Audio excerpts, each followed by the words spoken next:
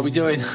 All right, yes. Just check levels. My level's right up there all the time. Right, take this down. All right, Start shouting. Yeah, shouting goal. We're not going to celebrate any goals because we are not live at the moment, but we are transmitting, so to speak, from the Occidental Hotel in Wynyard, Sydney, Australia. Technically, this is our first sponsored gig. Yes, that's right. Because we got tea for free. Yorkshire tea. Was it Yorkshire? It was Yorkshire. Was it? Oh, mate, PG. Sorry, PG. It's got to be. We tried that. The bags normally split. Oh. So we started off on a football That's podcast. not good. Tea bags. Yeah, seriously. We still get... Okay, so there was a shortage in Coles and Woolworths. So I actually bought... These Australian supermarkets, by the way. So I bought some on Amazon, mate. It cost a fortune. It cost an absolute fortune. And then when they got delivered, Coles and Woolies got them back in again for cheap. They're just playing tricks on you. Anyway, this was a test, right? Honestly, talking about tea. Yeah. All right, so 3, 2, 1. Go. Well, here we are. Love the top.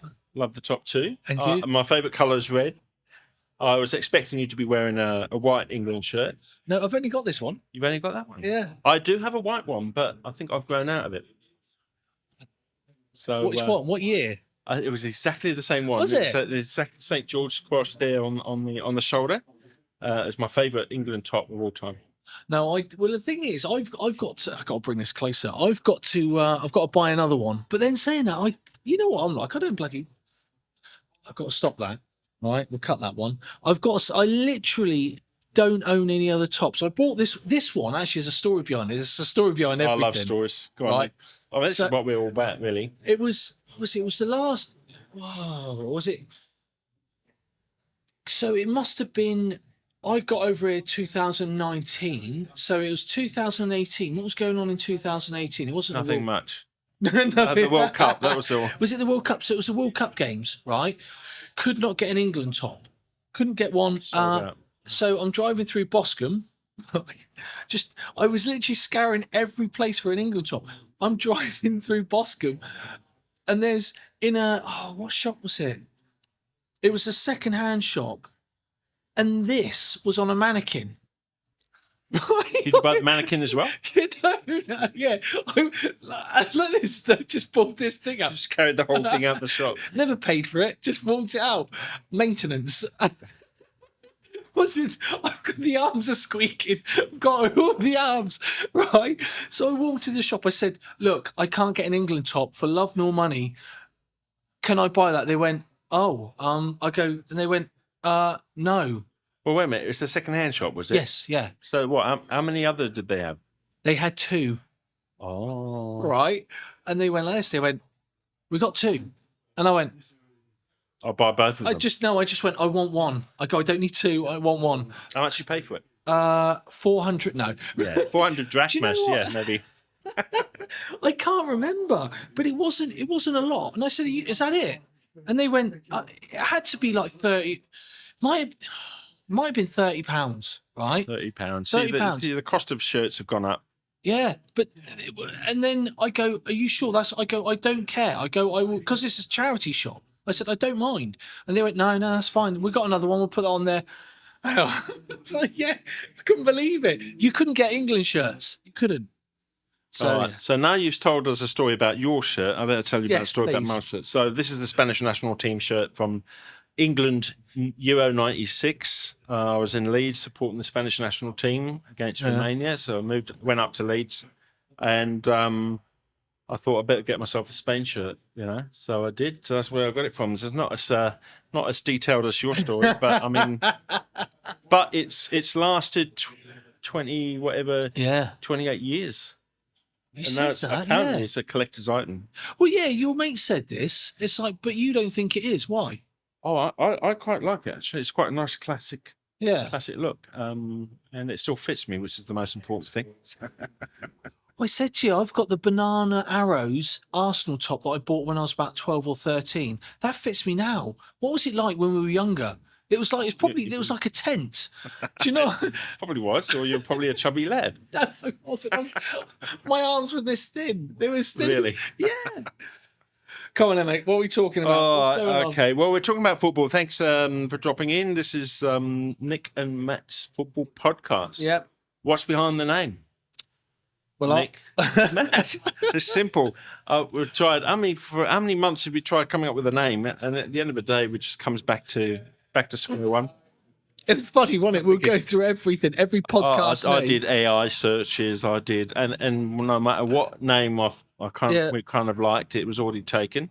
It was taken even if they hadn't transmitted for a few years or anything like that. So I thought, stuff it. Nick and Matt. Simple. Yeah. Straightforward. And here we are. And we've got a Euro final around the corner. Yeah, it's surprising. It is for me. Well, who would have thought England would have made the final after the performances they've been putting in, especially during the early rounds? Slovakia comes to mind. You know how I feel about that. I got a huge problem with them, and the huge problem is that it's a knockout. It's not a knockout. The first 3 games. I just don't think for what we got, the players that we got, I don't think they put the effort in, and I don't know if that's Southgate or the miracle. Players. We still ended up on top, 5 points. I mean, you know, and I guess England has grown into the tournament. I mean, I never forget some of the tournaments where, for example, West Germany, when it was called West Germany, in Spain '82 they lost to Algeria in the group phase 2-1. Yeah. And they still ended up getting to the final. They lost the final to Italy, but and there's all these other, Brazil, for example, making it all the way to the finals, and in a few World Cups where no one really gave them a chance. And so some teams, I would rather peak at the right moment. And I'm not going to say that Spain's not going to peak, but I'd rather a team peak at the right moment and suffer all the hardships along the way than peak too early and then fizzle out at the final. Yeah, but then look, mate, you know how I feel about this. There's peaking too early, and there's not playing that well. Considering like Switzerland, maybe they got a couple of good players, but all of our players are in the Premier League. I just believe that how they play in the Premier League. Well, Jude's in Real Madrid. Sorry, say again. Bellingham. Bellingham's at Real Madrid, but I guess most of the players are in the Premier League. Yeah. And I don't know. I switch off. I get bored. It was semis game. I turned that on. I was like, oh my god! Well, actually saying that Saka's goal to get into the semis, that was a belter. That was how they should be playing. I think that's how all of our players should be playing. But it's a team sport, isn't it? I mean, look, you can on paper be like Spain, the favourite to win it, but all it is 90 minutes plus whatever. Yeah. And it could be a complete flop. You just don't know. What matters is what happens on the pitch on the day, and how the players are and how they're feeling. Yeah. And how they talk to each other and how they perform as a team. Because I'm very much a team. I think what we've had in the past, we've had problems where, we've had some star players and stuff like that. And it's just not just exclusive to England, but I mean, when you've got these star players and, they want the ball the whole time, or they don't think like a team player. Yeah. And sometimes it helps, but a lot of the time it doesn't. And what really comes to mind is the Greece 2004 Euros. Greece won that tournament. Yeah. Unbelievably. I can only just remember I can't remember a single player's name, but they were like a hard team to beat. One of them's got to be Spiros. Spiros, your uncle. One of them's got to be related to someone that owns a restaurant. That's got to be. Yeah. But I was for that was a memorable one. I mean, I don't know I can't remember if the quality of football was great or not. Did England back in even that qualify? I think they did, surely. So when was Taylor? When was he the manager? Graham Taylor. Graham, yeah. Yeah. 90s. Was it 90s? We didn't qualify for USA '94. Yeah. And we had a really bad Euro. I'm not sure if the one before or after '94. I think it was before. It would have been '92. I think that was played in Sweden. I think I might be wrong. Better memory than me. I've got to really go over stuff to think about that. When you mentioned the Greece thing, I was like, oh, yeah. But that was an amazing team. They had a German manager. I can't remember his name. They all played together as a team. And funny enough, I do remember their final. They scored 1-0. It was a 1-0 result, and it's the shortest player in the Greek side that made a header from a corner. I think it was a corner. But anyway, that's old news. Euro 2024. Yeah. I'm in a win-win situation. I'm half Spanish, half English. I normally support the underdog, so normally I would support England, and I can't lose really. This is the final I can't lose, but because you got the English shirt from a mannequin, I better support Spain. So I'm going to support Spain. But if they don't win, then I won't be too. It gets ripped up. You cut it up. It's never like them. Look, England's never won a Euro. So, I mean, Spain's won 3, 64, 2008 and 2012. Okay. That's they're the 3 Euros they've won. And, I think it'll do the nation a whole lot of good. I remember the Euro 96. You may remember too. Yeah, I do. Like the spirit of the nation. Yeah. In England, John Major, the Prime Minister at the time, could have called an election and would have won it. The peas are nice, Norma. Spitting image. Talking about spitting image. For those, look it up on YouTube. Not that old. Yeah, John Major. John Major. That's probably a name you haven't heard for a long time, isn't it? No. I wonder if he's still alive. Yeah, he's still kicking about. Kicking about? Yeah, not the ball. Plays the odd cricket. Okay, yeah. I remember he was into that. Yeah. I don't know. On Spitting Image, they called him the Grey Man. Well, they didn't call him. He was grey. Just grey because he was boring. But so Euro 96. Sorry, mate. Yeah, that was brilliant. That was brilliant. The whole nation. I was telling you on the way up. Actually, I was in Leeds and I went to the Spain-Romania game, and I was staying at a hotel opposite a theatre.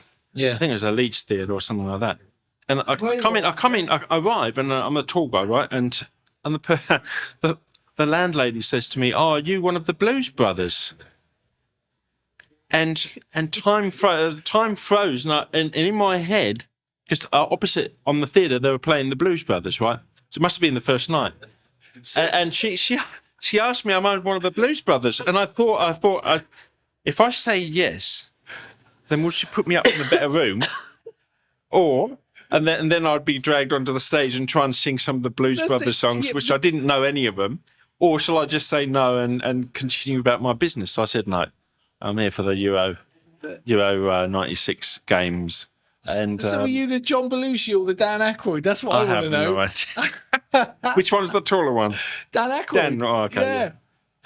Did you come in going, everybody? You must be one of the Blues Brothers. No, you just walk in. I wasn't singing at all. But anyway, so the Leeds. I was actually pleasantly surprised. That's really cool. I'm sorry. It's a crazy story. I mean, one of the Blues Brothers. At 2 seconds, I'm thinking, you know what? I'd like to say yes. But I'm just going back to the Leeds. So Leeds is, as a city, I was really pleasantly surprised. Yeah, Leeds. I didn't realise it had that much history, and it does. They've got the corn exchange, the indoor markets, and another. But I never knew that. It's the first time I've ever been to Leeds up north, and I enjoyed the experience there, and the drinks at the Observatory Hotel were a little bit expensive, but other than that... What year? 96? 96, they were expensive. 50p? No. They were in there several pounds. They were like £3 or £4 a pint. Wow, back then? Wow. Back then, I remember. But yeah, I blended in with the Spanish lot, and I ended up talking to a couple of Spanish reporters back at the hotel I was staying at. Yeah. And we just qualified. We were waiting to hear news on England versus the Netherlands. And they beat them 4-1. So it was an England-Spain quarterfinal. Played at the old Twin Towers, Wembley Stadium. Been there a couple of times. And I was talking to the the journalist. And I said, "Oh, well, where are you getting tickets from?" They said, the Hotel Metropole in London. The Hotel Metropole. So eventually I made my way to London to get some tickets for this quarterfinals. How did you get there? I found out how you get there. I walk in and I said, "Oh, where's the Spanish?" Yeah, there's Manolo El Bombo. Manolo El Bombo is the guy with the big drums, and the beret hat. He's been supporting the Spanish national team since the '78 World Cup. Well, he was an icon. Is he like? Do the Spanish team get him over? Do they pay for him? I imagine so, but I think that maybe he did pay his own way to start off. But anyway, so I was there and I said, "Oh, I come to get some tickets for the England versus Spain quarterfinal." And they said, "How many do you want?" I said, 450, well, please. If I had the money, I would have said 400. I've been flogging them outside Wembley Stadium on the day. But half the nation was after those tickets, and the Spanish allocation, it didn't sell out. So they put I think it was about 3,000 tickets of the Spanish allocation for that match on sale. People were camping outside Wembley Stadium the night before to get those tickets. And here I was walking to the Hotel Metropole in London, and I could have got my hands on as many as I wanted. I think it was about £25. £35 was the the price I paid. How many did you buy? I bought two. One for me and one for my old uni mate. Yeah. So yeah. Always buy four. Hey? Always buy four. Always buy four. Yeah. Saying that, and I was left with two. I always bought four, and I was left with 2 tickets to the Rio Olympics. Always buy 2. You learned your lesson. I learned my lessons. You learned your lesson. Wow. So there you go. So yeah, that's a bit of history. As I say, for me, my head says Spain. My heart says England. It'll be nice, the underdog story. But for you, obviously, Spain. Yeah, sure. No, mate. Okay, right. So you know how I feel, and I think I don't know how you feel expressed that, but when you look at their record, they've worked up to each tournament. They have. He's done well. Southgate? Yeah, Southgate. Sorry, mate. Yeah, I should have said that. Southgate's done well, I think, but like every England manager, I think there's probably too much put on them. But then saying that, they know what they're getting into. It's not like... Or when they first accept the job. Yeah, it's not like they go, it's going to be easy. I'll do this. It's got to be the hardest job, and it's the job that no one wants most of the time. Yeah. Because the public scrutiny, the press, everything. Yeah. And you play a match like the Slovakia game where you're behind. Yeah. And you score goals at the last minute. And you've got England fans walking out the stadium anyway. I love seeing that. You do? Why? Because then normally what happens when fans walk out and then the goals go in, they can't get back in. Oh, what game was it? Was it a Manchester United game? Or was it an Arsenal game? Or was it Arsenal versus Man United? The players, I think it was Arsenal now, they walked out and I think they knocked 2 in the back of the net or something like that. There was a game. I think, look. Well, when was this in... I think it was 1904. 1904. No, it was like I think Arsene Wenger was still playing. Was manager, still playing, was still manager. Yeah, no wonder they let him too. Yeah, but I think I love that. I just love people walking out and then they're like, Well, let's be honest here. You and I are Bournemouth fans. Yes. Yeah, and I support a lot of other teams because I've lived in and worked in many different places in the UK, Spain, America, and Australia. But when you say about people walking out and stuff like that, I always remember James Hayter. He scored the quickest Football League hat trick in let me see, it was early 2000s. It was part of a 6-0 game against Wrexham, and I think he scored the last 3 goals. His parents had lived in the Isle of Wight. Stop you there. Why? Look at my face. Right. When you said that, I was like, oh my God. I was like, this is why your memory's better than mine. I'm going, I just remembered that. Yeah, but I remember stuff from like 20 years ago. You asked me to remember something that was just quoted a few minutes ago, and With, Sorry, mate, I completely lose interrupted. it. Parents No, on his the- parents live in the Isle of Wight, Yeah. so obviously they have ferries going to and from either Newport Most to expensive water to cross. Hey? Most expensive water to cross in the whole British Isles. Right, okay, that's a fact, is it? It is a fact. It is a fact? Yeah. Okay. Not unless the chain ferry in Sandbags. Paul has suddenly just gone up. Oh. Anyway, they missed their son's hat-trick. Did they? Yes. And Strong winds. they Strong winds. The ferry got cancelled. Well, they had to leave, and the hat-trick scored a hat-trick in 2 minutes and 20 seconds. Wow. The quickest hat-trick. I think it still stands in Football League. Now, when they say Football League, I don't think they're referring to Premier League. Maybe I might be wrong. But Well, anyway, yeah, because I think sort of going off track a bit. But we were talking about hat-tricks and last minute and people walking out and stuff like that. I mean, it's...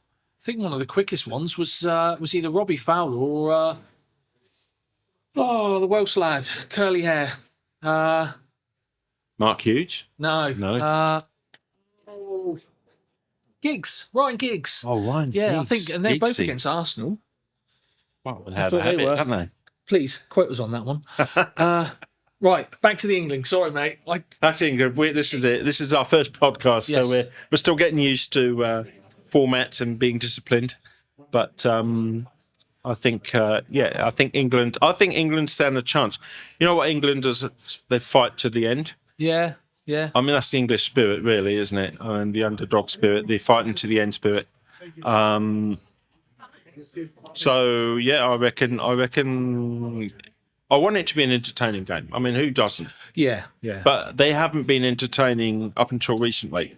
So No, I know. And it's a balance, isn't it? I mean, do you want a boring manager and one that will get results even if it's like painful, or do you want entertainment like the Spanish? 6 games in a row, they've won 6 games in the Euros. That's a new record, right? Yeah. But it doesn't count for anything if they don't perform on the day. That's correct. So, it's a clean slate, isn't it? But they've got to be entertaining and they've got to win. Yeah. But then saying that, if they've been entertaining and they've just lost 4-3, then you go, oh, well, look, the better team won on the day. Yeah, you're right. It's hard being a fan because you want to see, well, depending on what team you support, but you want to see quality, but you also want them to win. You don't want to see them lose, obviously. You want to be entertained. Yeah. You want to be entertained. It's simple as that. And you want them to get through. So, Spain have some very good wingers. Yeah. Yamal and Nico Williams. So obviously that's going to be a big headache for Gareth Southgate to how to contend with them. And then you've got Rodri, who's this holding midfielder, which has just been brilliant for Man City, been brilliant for Spain. I think they said out of 79 games that he's played. Now, whether that means combined internationals and Man City, but he's only lost 1. Okay. Out of 79 games. I mean, who has a record like that apart from him? Yeah. Unbelievable. So, but again, stats, I mean, count for nothing on the day. So, but I like the energy that Spain has. They're always pushed. Suffered. I've loved their energy. But in recent years, they've suffered. Spain, what they used to be. They have, because they peaked, 2008, World Cup 2010. Then they sort of died off a bit, but it's just like a serpent shedding the skin. You got to shed the skin and get some new players in and new mentality. And I'm talking about mentality with Spain. We suffered. I mean, it's Spanish, suffered for decades. Yeah. That blocker of the quarterfinals. We could never get past the quarterfinals. Okay. Let's say the 84 the 84 Euros in France when Spain lost the finals 2-0. I do not remember that. Well, you probably weren't even born, were you? Look at the hairline. Look at these wrinkles around my face. Look. Yeah.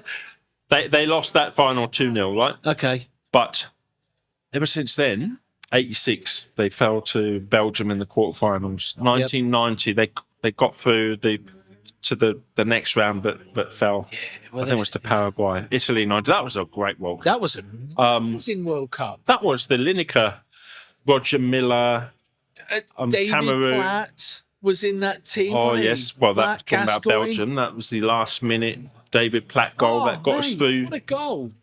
I was listening to that on the radio, and the guy was screaming his head off.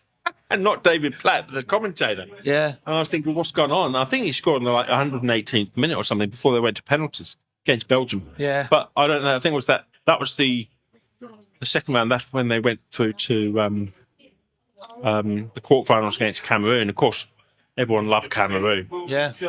And then, of course, the semi-final against West Germany. Yeah. Yeah. Gascoigne. That was it. Do you know what I mean? But that's a memory. That's a memory. That's the memory. Yeah. But I just, like you just said, that team, okay, look, this is why I go back, and I live in the past, right, when it comes to football. That was entertaining, and they always looked like that they wanted to play for their country. Yes. You know, that was when... And you had the characters as well. Yeah. I'm sure you got the characters today, but I guess when you look backwards and you sort of reminisce a bit and you think about, I mean, Gascoigne was the character, wasn't he? Yeah. He was Yeah. amazing. He was amazing at Euro '96. Yeah. When he scored that incredible goal against Scotland. Yeah. You know, the whole dentist chair thing. Dentist celebration. chair, yeah. I mean, who will ever forget that? That's because they all went on holiday, wasn't it? Before. They went on holiday before, and that's what they did. Where was I? I can't remember where I was at. You're probably Ibiza or something. But I was probably somewhere. It might have been Lorette de Mar. Really? I think so. Oh, I think so. I was on a stag. Pardon? In Girona province. Is it? I don't know. I think so. I think it's Lloret de Mar. I've got to tell you a story about this, right? So it was a friend stag do. I was Keep the it best. to football. Yeah, Keep it to football. It is. It's because This is the Nick and Matt football podcast, after all. Well, it's not your holiday. No, this is around football because we actually watched the South African World Cup. Oh, wow. Yeah. So dentist chair. Dentist chair, Gascoigne. Yeah. But I was just saying that the Spanish mentality for many decades until Fernando Torres and that Euro 2008, which I think was the combined Switzerland-Austria Euro. Yeah. And we could never progress. It was just this barrier. We kept failing. And this is when you mentioned that the Spanish team that peaked in 2008, 2010, 2012, and then went through that new phase where new players come in. Yeah. But these guys, you could tell there's absolutely no blockers there. They play for fun.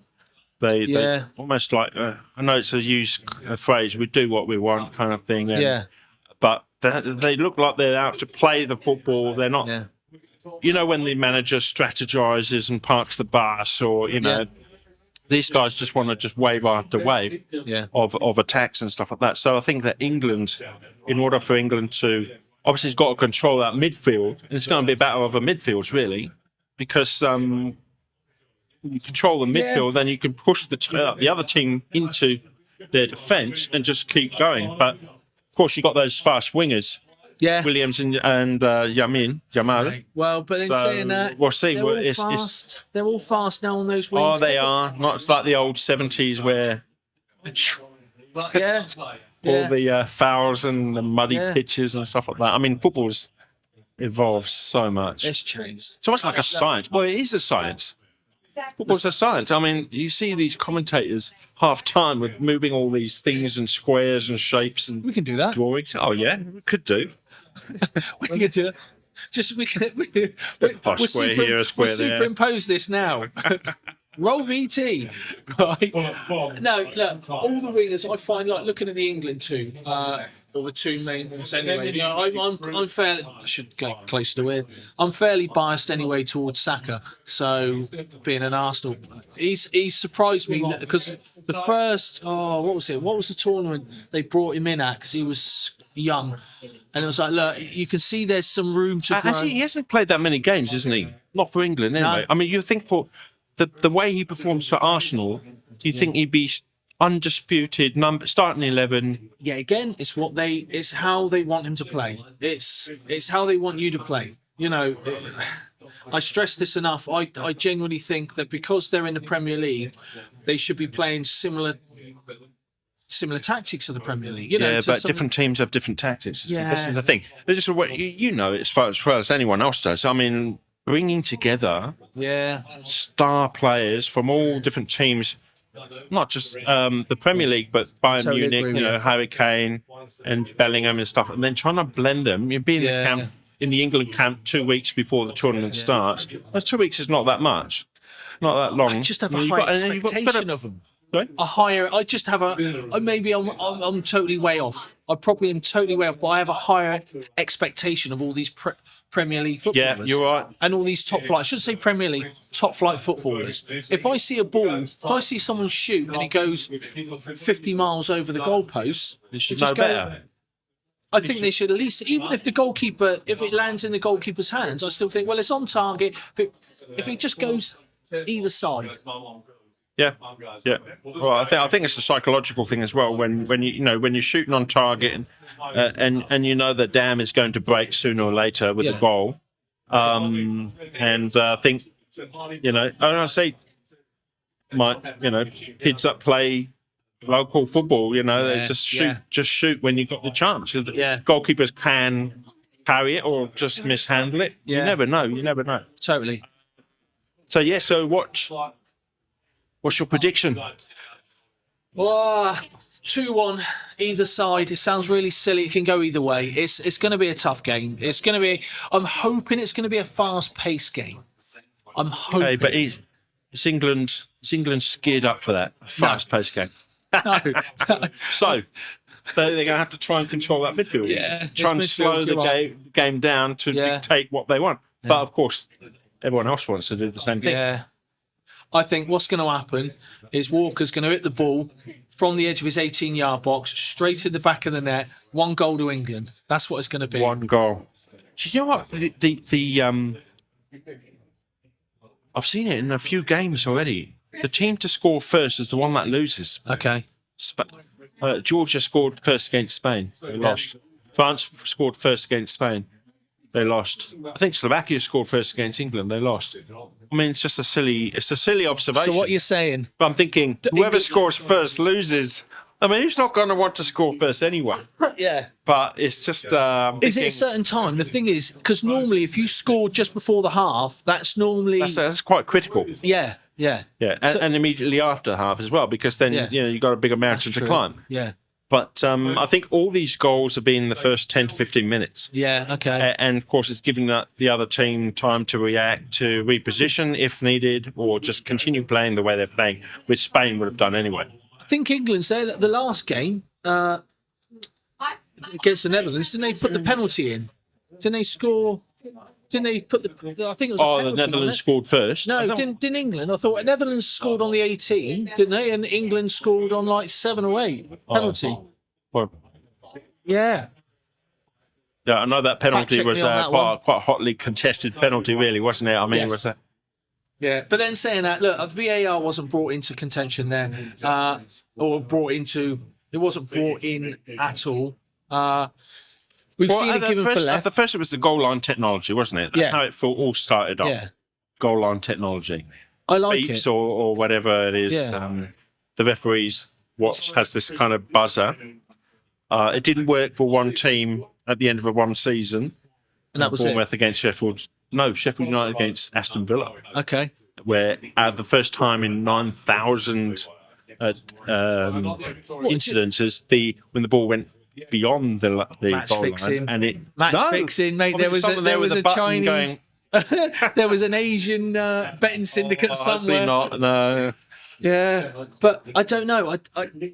Look, we've seen things given for less, haven't we? But I think really in situations like that, not that I want them not to disallow the goal, but to beat all the penalty, I should say. But it should be just brought in contention. It should be. I love that word. Right, it should be just brought up straight away. Right, is it a penalty? Not unless you physically see someone punch someone in the box, and then the referee is like, "We've got to give that." Look, they fall over with a touch of a win. A little touch. I'd love them to play the old Leeds squad of the 1960s or 70s, you know. Wouldn't have any legs left. Well, we wouldn't have any Leeds players left, that's for sure. Sorry, Leeds fans. We love you. I love your city, by the way. It's great. Yeah. Great university city, great pubs. Right, coming off this quickly, have you watched the film The Damned United? I have. The guy that looks like Tony Blair, but he's played Tony Blair, Michael but Sheen. he's Michael Sheen. yeah, but he played Brian Clough, yeah? He did, Cloughie. Yeah. Great.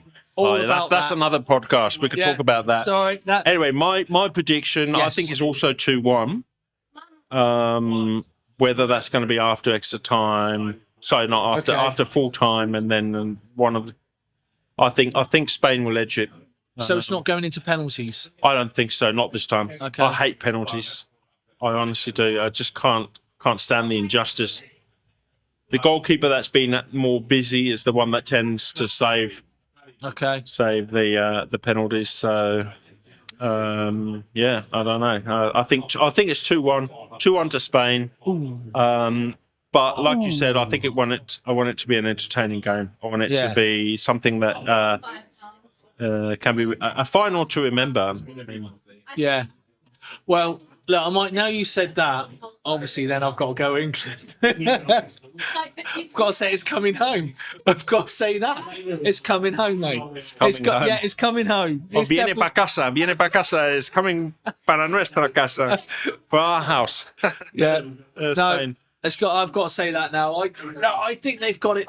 They have got what it takes. Both teams have. On the day. It just depends on the day. Like you say, it depends on the style, who wins the battles, who wins the midfield, who converts the chances, you know, it's everything. I mean, So, 2-1. That's the Euro. 2-1. 2-1. Is there away. I don't know. I can't. I'll be shocked. It's a safe result, isn't it? It's not like someone I'm going to say 5-0. But if I said 4-0, Spain actually beat Italy in 2012 in Ukraine. Yeah.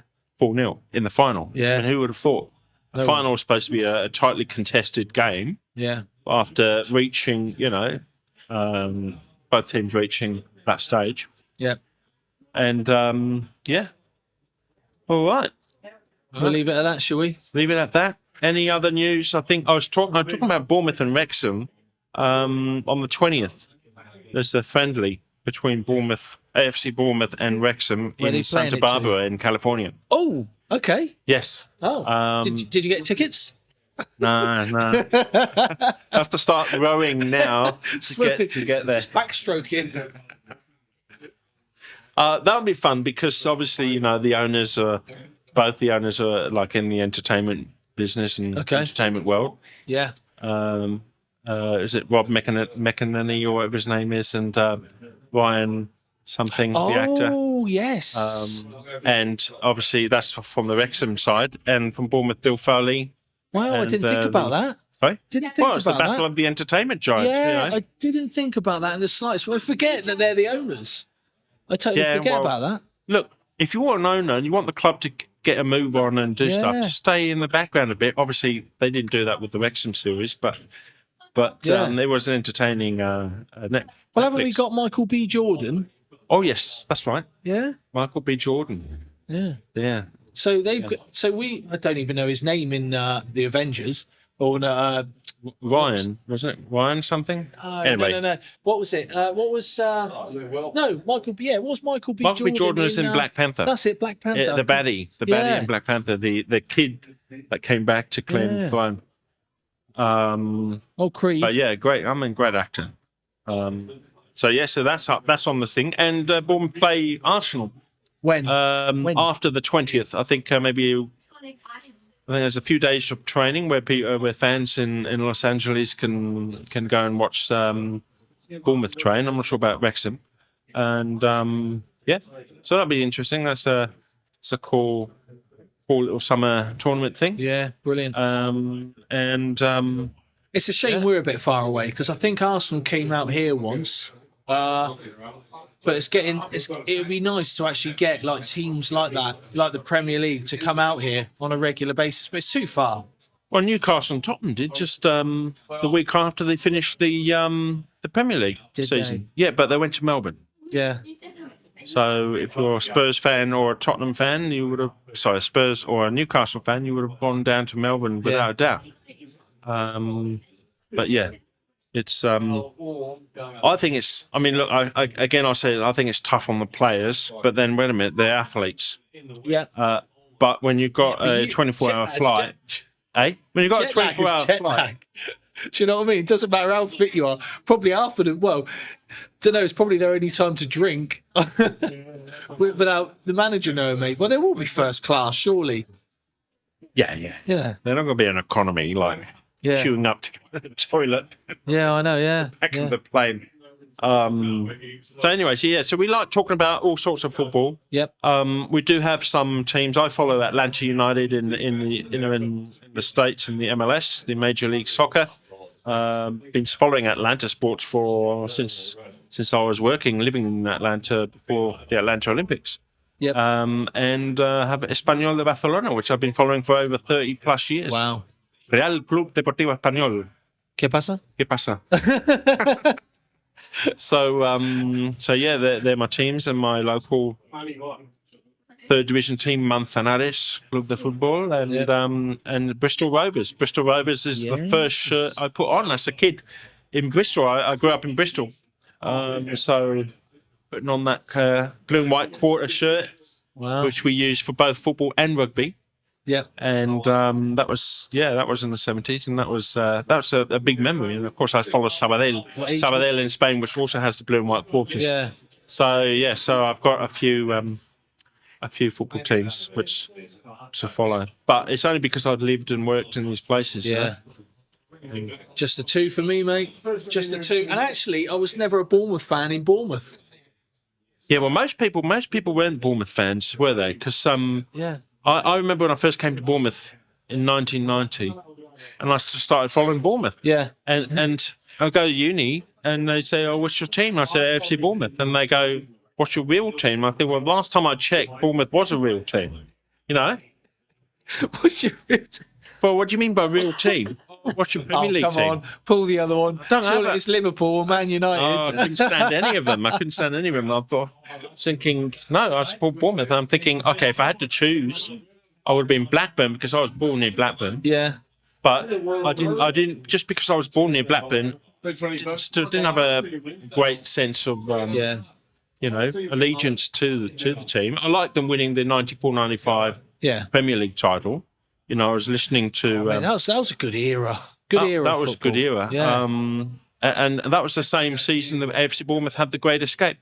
Yes. Where we had 9 points by the end of I think it was December, and I was in Deeks in Bristol because I'd lived there several times in my lifetime, and all my halls of residence friends. That they were either Carlisle United, Birmingham City, or Norwich City fans. They all said that we were going down.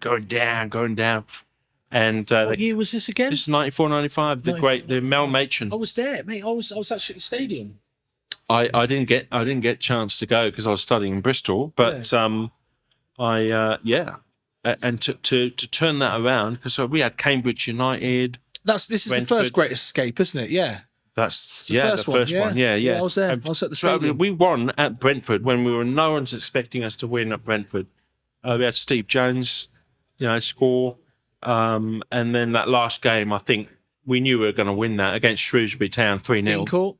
Dean Court. Yeah, as it was called back then. Actually, well, for me, it's always been Dean Court. But I mean, for the newer fans, it's Vitality or Gold Sands or whatever. When they first started following AFC Bournemouth. Storm the pitch. I was on the pitch. Yeah. Well, we did that every year. At the last game of the season, it's what people did. On South Today, I remember seeing my mate Jamie Batty by the goalpost. We were with him. There was me, Martin, and Jamie, I think it was. And I remember seeing him on South Today by the goalpost. I couldn't see me. South Today is a TV program. Yes. Yeah. I was actually okay. So I need help with this, right? If anyone's about and they know this, right? I was actually on, and I had it somewhere, and I lost it. It's the Evening Echo. A newspaper? Oh, there you go. There you go. I thought so. Right, I was on the back page. Now, page 70, the top right corner. Because it was staying up or something. The Great Escape. This is your claim to fame. No, my claim to fame is my dad is Batman. Oh, right. Right. And we'll save that for another day. Big breakfast, look it up. Right. Bournemouth Carnival band, big breakfast. They came to our house. Gosh, what a tongue twister. Anyway, so got on the pitch, everyone's celebrating, staying up, what have you. I remember, I don't know, I just Come on, get it together, mate. In a fit of testosterone, I'm running around all back and staying up, yay, like this, right? And I ended up at the front. We were. I thought I saw a shining bald head in the picture. I had hair. So, long story short, we're by the main stand, and this photographer comes up like this. I do this, right, like that, right. With that, everyone else does this, and I'm like this, right. And they take a picture. Okay. They take a picture of all these people, and I was like, "That's my tracksuit." That's it. That's the only thing that was it. All you could see was this. Oh god. Yeah, and it was the old England shell suit when the first one came out. So yeah, memories, eh? Memories. But that's what football's all about. Yes. Memories.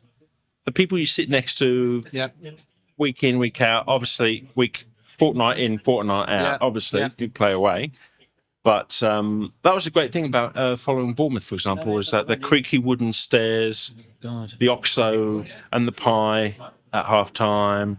The old ladies sit there with the flask and the old man swearing off at the ref, or someone throwing the cushions that they used to have. I mean, this is all happening at the same time. Like these are great memories, and that's why I reckon back in those days, Bournemouth were the third division team. Yeah. And when we didn't go and support Bournemouth, say for example we didn't go out on an away bus, we go to Port Town. Okay. Just over the road. They used to play at the old the racetrack. Yes. Where the Speed Pirates. Yeah. The Speedway, the motorbikes, and I used to sing some of the Bournemouth songs in Port Town because didn't know any Port Town songs, did I? And you had this massive fence, obviously because of the motorbikes. Yeah. So you couldn't see, but it was still entertaining. It was still. I think it was a couple of pounds.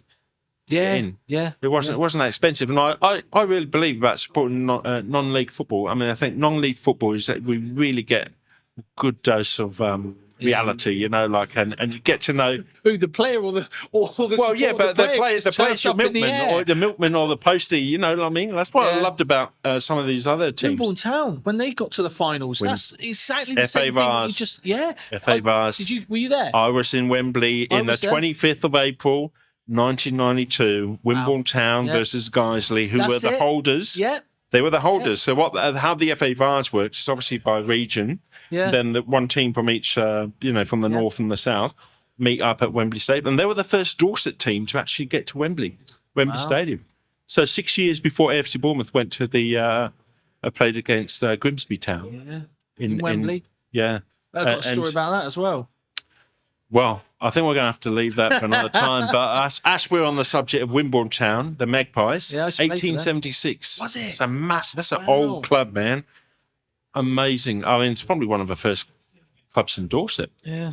But Wimborne Town, 7,500 Wimborne fans, 5-3 result. It was, wasn't it? Tommy Killick scored 2 goals. I remember. Yeah. That was a great football. That was a great day out. Yeah. Left my car at the Willet Arms in Wimborne, the pub. Can't remember how I got up there. They had a couple of coaches going and stuff like that. And I think I must have got on a coach going up there.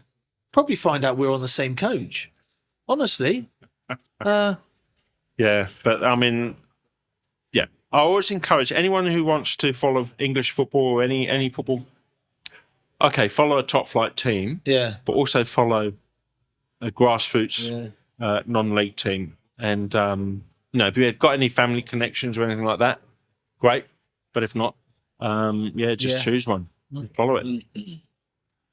All right. Awesome, mate. We'll leave it there. All right. Well, thanks for setting it up. This is our first podcast, so we'll get better, and we'll. Will it?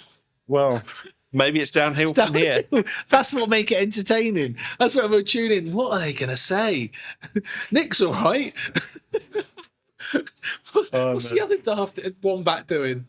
Yeah. Wombat. There we go. All right, mate. Cool. All right. Take care. See you at the next one. Yeah. Ciao. Ciao.